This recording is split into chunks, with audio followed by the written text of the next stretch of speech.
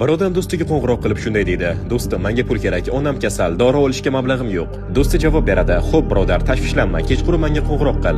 Ammo u kechqurun qo'ng'iroq qilganda do'stining telefoni o'chiq bo'ladi. U bir necha marta urinadi, lekin bog'lana olmaydi. Oxiri umidini uzib yordam beradigan boshqa do'st topishga harakat qiladi, lekin hech kimni topa olmaydi. Eng og'ir paytda uni qo'llamagan, hatto telefonini o'chirib qo'ygan do'stidan juda ham xafa bo'ladi. Ana undan keyin noiloj uyga qaytadi. Uyga kelganda onasining yostiq yonida dorilar bilan to'la sumkani ko'radi. U ukasidan so'raydi: "Bularni kim olib keldi?" Ukasining javobi shunday bo'ldi: "Do'sting olib keldi, shifokorning yozgan retseptini oldi va shu dorilarni olib keldi. Sen kelishingdan biroz oldin ketgandi." Ko'zlariga quvonch yoshlari olib u tabassum qildi va do'stining uyiga yo'l oldi.